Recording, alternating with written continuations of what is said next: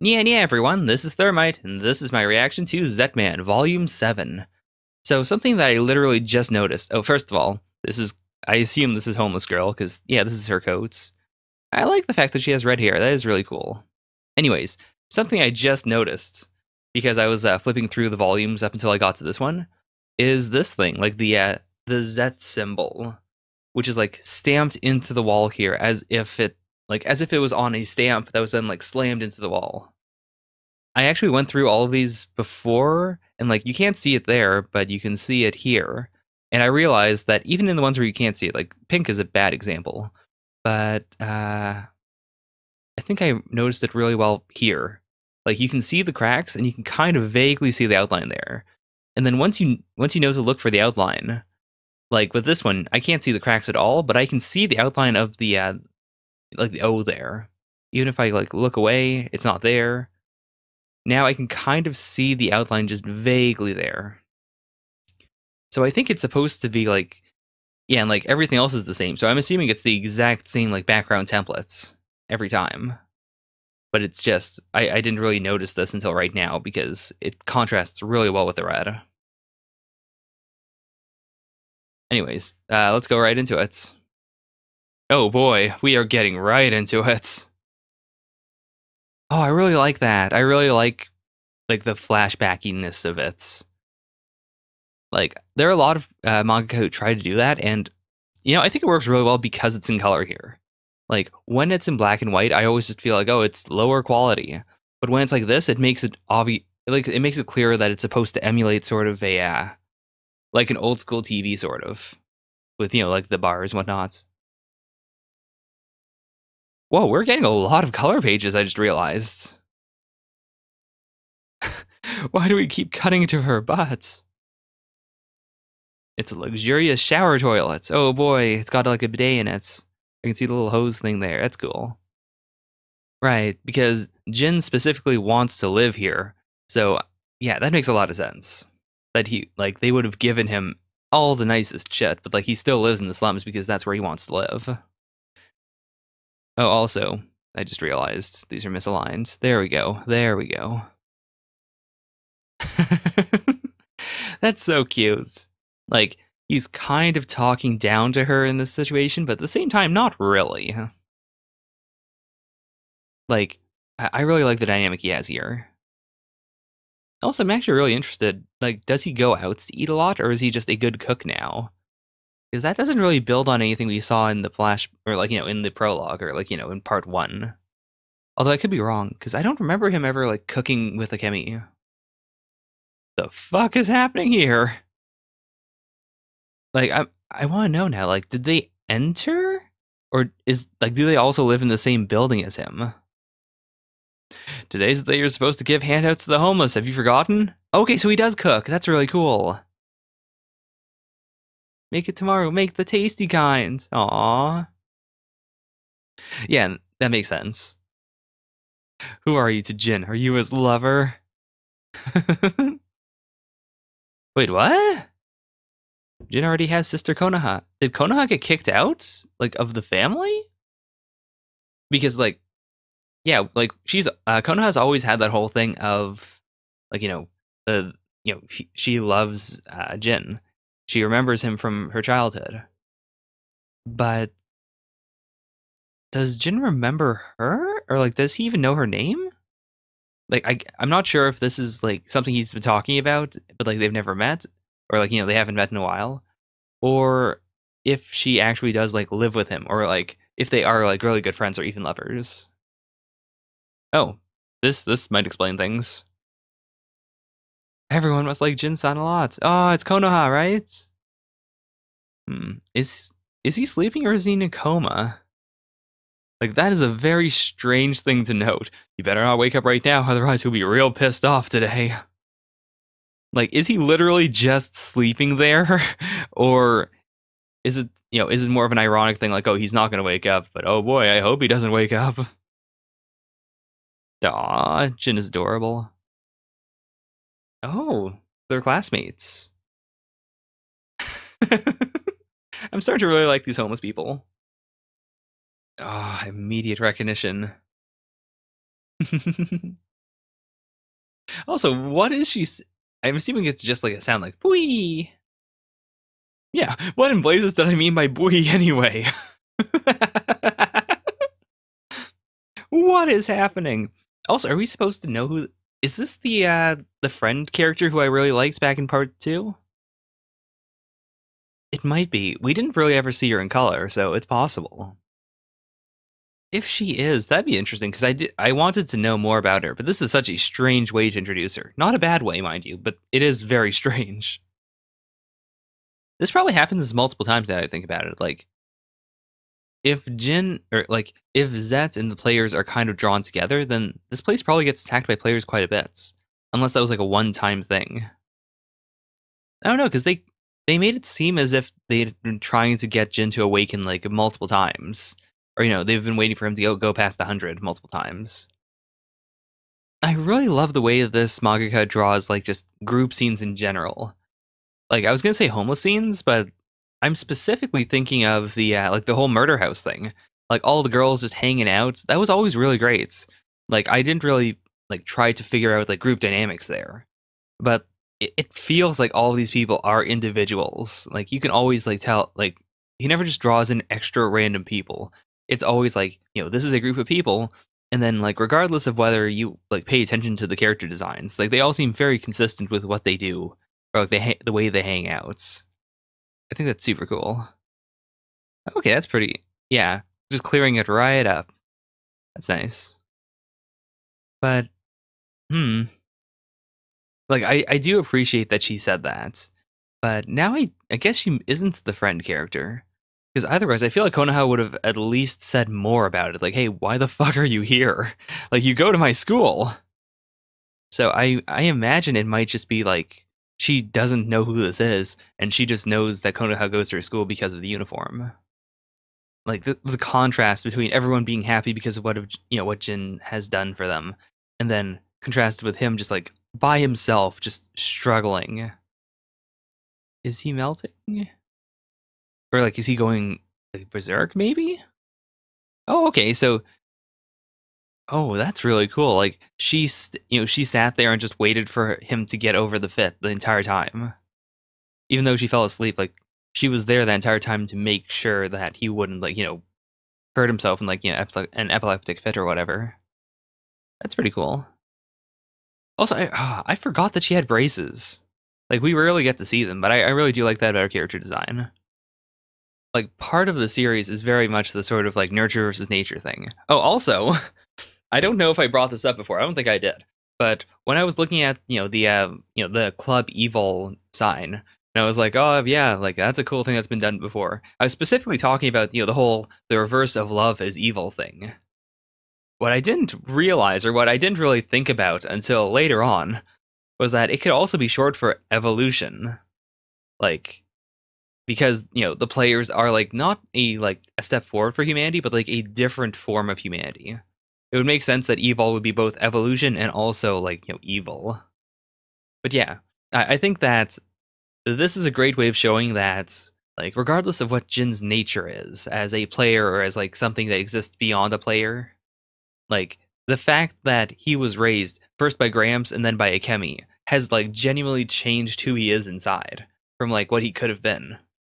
He's the kind of person who would do this, who would like, have all the shit and still like hang out with homeless people and provide for them entirely because like he was raised by a homeless guy who gave everything for him, and then he was raised by a former prostitute who would give anything for him. It's like that love had a very real and profound effect on him, and I think that is so cool. Okay, why is he saying this though? Like maybe it's because he went over 100 and he has to like go get tested, perhaps? It's been 2 years. Huh. Okay, so they're referring to something we haven't seen. I'll be getting less and less human.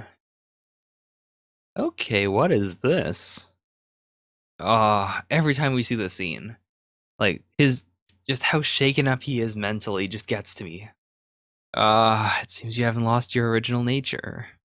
All right, let's look. Let's see what this is. Because also the fact that Grandpa Amagi is like willing to indulge him to this extent. shows that he probably isn't worried that Jin is like losing his true self. Or rather, like the fact that he allows Jin to, to show the result of his, like, his altered sense of self. The fact that he's willing to be such a nice guy, basically, if I don't want to, like, make it sound confusing. Like, the reason why he allows Jin to do that is specifically because he doesn't think it'll help. Like, even if Jin acts like a human, it doesn't actually change his nature. Which is an interesting perspective. Okay, so let's see. Also, why? Like, the implication was that, well, not even the implication, it was basically just facts, was that they killed her, like, they blew her brains out, and then they turned her into a player. But for what purpose, apart from just riling him up? Right. Also, I really like this. Like, when we first saw this, it was a full-page spread, and now it's a full-page spread with the black border there. Like, at once, it doesn't feel like they're repeating pages, and also it makes it clear that, yeah, it's a flashback. Oh, that's right. I forgot about that. I forgot that he specifically mentions that, like, he saw that happen in a dream. I've thought up something better than killing you. Okay. Oh, also, I just realized this is the same thing that was coming up before. Like, in the presence, it was this, but it was, like, a vertical instead of horizontal. So I guess we're coming back to the abandoned lands. Oh, God, that's an eyeball! I was looking at it and I was like, oh, okay, so that's a pathway into somewhere. And then I looked at the full picture. Holy shit, what? Oh, is it the ring on his, on the back of his hands? Okay, so is it the same thing as what happens when, like, Zet is near a player? Or, like, it seems like they mutually awaken one another. Or, like, they mutually aggravate one another. Is it like that, but with this ring? Like, because Jin was in, like, close proximity to it, it activated the ring, which activated the lump in Zets. And then, like, maybe because it's so old, like, it shattered first instead of fully reawakening Jin. Also, I like the way this is being introduced in the sense that Grandpa Amagi is acting as if Jin knows more about this than he really does, which makes sense. Like, there's a very fine line between, like, someone speaking in a strange, mysterious way where it's obvious that the writer is, like, having them speak in that way in order to, like, avoid revealing crucial key elements. Like, there's a very big difference between that and something like this, where everyone's speaking clearly, like, they're speaking according to what they know. And especially with Grandpa Amiki, he's not, like, refusing to say things for the sake of making things sound, mysterious. He's speaking in a completely natural way. Like, he keeps on bringing up, why do you think your left hand is something similar to the Ring of Awakening? But Jin, even though he's there, even though he saw the ring, like, he doesn't remember it. He has no idea what the fuck this means. Like, there's no, there's no sensical conclusion there that he could possibly make here. Just like, oh, why does my hand have something similar to that thing? Well, how am I supposed to know? There are many antiques from a time when the monsters were still being raised by humans. I'm really loving, like, the teeth motif of this whole place so far. Okay, so he created them for the sake of just, like, death matches for, like, rich viewers, perhaps? Oh, okay, that makes sense. Okay, so when Jiro was working on the net project, I always assumed that, like, they were misleading him. Like, the whole net thing was secondary, and the main thing they wanted to do was create players. And that's why he told him, like, hey, this is fine, you can stop here. Even though Jiro was like, no, like, they're crucially flawed, they're not nets. I thought that was the case. But now I see, okay, now I get it. So the net project was legitimately, like, the main thing they wanted to do. But then he, like, I guess in this case, he probably played both sides. Clearly, his idea was the one for the, the fighting ring in order to raise funds. And then I guess he must have also, like, I guess in that case, it's mostly his problem. Like, I guess he was the genesis of, yeah, Kabe, that's right. Right. Yeah, so in the end, it was all Kabe's idea to have, like, this thing go on. To let the project that, like, that created the players, but not, nets, the fact that they were, like, disposable. Like, the fact that he allowed that project to progress just that stage, and then he cut it off. And then that he was able to convince, Grandpa Amiki, like, hey, by the way, Like, the project isn't working the way I wanted it to work, so let's, you know, while we need to raise some money in order to do the whole net thing, let's have a fighting ring. Let's have a fighting ring. So that's all basically Kabe's fault, which explains why he chose to kill himself. Like, in the end, he has been raising this company for his own desire, and like I think this is a really good way of illustrating that. The idea that like he pulled something like this off, playing both sides, and it like he thought it was going to be. I assume it was like his thought process was that this was more sustainable, or like it would be an easier way to make money than to like actually like pursue the net thing to its full extent. But in the end, it didn't quite work out. Oh, okay, what happens? As cruel as this is, I do have this visceral feeling of, man, I would love to see this.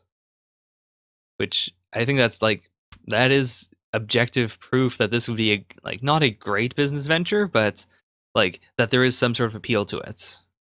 Okay, our stock of 13 disappeared somewhere. So the 13 and then yeah, the fruit of my labor is gin. So is that all there is though? Because I feel like we've seen like close to 13 at this point if you include everyone in the Evol Club. Ah, this flashback again. Yeah, he's your father. Also, I think that's very interesting. That, like, he at least admits it. That, yeah, he is your father, not just he is your creator. Okay, that makes sense then. So, like, yeah, so they have all the prototypes, they have the incomplete ones, and they can, like, finish them at their leisure, or as they can. That makes more sense. Yeah, and he doesn't understand because, like, the players were made specifically for fighting each other. So yeah, like this whole concept of them trying to be human is completely alien to him. Oh my god, did they revive her? They revived her. No, how? How? Is that her though? Or did they just like make another player that looks like her? Because she also looks exactly the way she did when she died. And there's been quite a bit of time. Oh, no, there hasn't been. I forgot this is a flashback. I forgot even though we have all the black borders. Okay, so they could have then. Wait, what? Okay, so they made well, yeah, I guess that was just one then. So they made a player that looked exactly like her, shot her, gave him a vision of that player being shot, and then brought her in to be raped by the fake Zets in order to wake. I feel like this has to be bullshit though. Like, I guess it is possible, and like they have memory technology, so they could have like given that one like a full set of of Akemi's memories, maybe. That doesn't seem right though. Like his explanation does make sense though, right? Still here because I convinced her otherwise. I feel like this is going to be revealed to be a lie. There's no way, right? There's no way. But I guess maybe. Like, I want to believe it, but I don't think it's real. Like, I feel like they actually killed her off and then, like, created a fake to stand in there at the crepe shop. Right. And again, like, regardless of whether it's Zed or not, he knows that, like, that doesn't mean that she's not in danger. The human world is a dangerous place. I don't know what to think, but I want to believe that this is the real Akemi. And that the one that was, like, in the facility that was raped and then killed was a fake. Or killed, then raped, then killed again. Okay, regardless of whether that is true, I'm going to believe it. Unless something else appears in the story to make me question it. Because, like, this... I feel like this is an alright end for Akemi's story, if this is it. Just, she gets a letter saying that, Jin truly loved her. She gets, like, complete closure on that. And, basically, Amagi Corp as a whole is going to help her get her kid back. That seems like an alright way to end things. Okay, we created this image. Alright. That is so weird. A living creature that looks like it was shot in the head. Oh, that is so fucking weird. Also, they're doing a lot of stuff. Like, I guess you can't really fake this, though. Like, everything else, like the CG stuff, that is all stuff where it's like, yeah, we could kind of do this in real life right now. But you can't fake this in real life. Like, you can get an actress and, like, make her look as if her brains have been blown out. But you can't, like, create someone who looks exactly like someone whose brains have been blown out, like down to like the wounds. Also, it must be just a trip to realize, oh man, like the form I'm striving towards is based on this anime sketch. Oh, that's right, they have him hooked up to the machine still. Also, is he another player then? Because, like, he died. He definitely died. Like, they couldn't have found him when he was, like, clinging to life because he was there when Jin was dead. Like, Jin walked around with his corpse for quite a while. There's no way, right? But no, they couldn't have, like, made a simulation of him because that would defeat the purpose. Get him to tell you how to fully become Zets. There's no way, though, right? Like, even there at the very end, when they tried to trick him into revealing it, he had enough, he had enough, willpower, I suppose, to enact this final plan to make him more human instead. Which, yeah, that makes sense, though. Like, he would not want the person that he loves to be hooked up to a machine and, like, kept alive for the sole purpose of being a data bank. Fuck it, let him die. Like, that isn't cruel. That is, oh, man. It took a lot of strength for him to do something like that. Have you been eating properly? Aww. Okay, let's see. What is about to happen? Also, wow, that's a genuine smile. I do like this concept that his heart is slowly, warming up to Jin. That even though Jin is a weapon, at the same time, he's starting to gain this, father-like affection to him. Also, I find it very interesting that, everyone around him knows that Konoha is, visiting Jin, but they're all keeping it a secret from him. Oh, shit, what the fuck? What? What do they do? What happens? Oh, boy. Well, yeah. That is Zetman, Volume 7. Very, very emotional chapter. I guess it was a very emotional volume. Not a whole lot of fighting, which I like.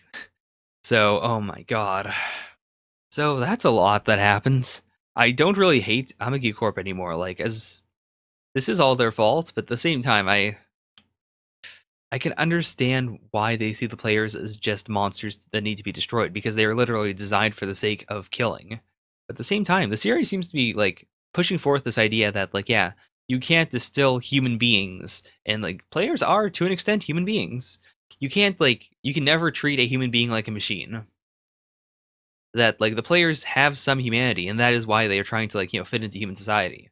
In the same way, they tried to bring back Dr. Kanzaki as just a databank, but in the end, he was self-aware. He was able to trick them, and in the end, the last thing he wanted to ask was, hey, Jin, have you been eating properly? And even, Jin himself is not what they designed him to be. I'm a bit worried about what's going to happen now. I feel like he's going to become Zet, and I hope that as Zet he is still, just a person. But I'm quite worried about what this entails. As they said, Grandpa Amagi doesn't care if Jin immediately turns into Zet and kills him, as long as he is Zet. Because the fact that he is Zet means that he will have to fight the players. I'm quite worried about what this is going to entail. But that was Zetman, Volume 7. Bye bye for now. Yeah, yeah.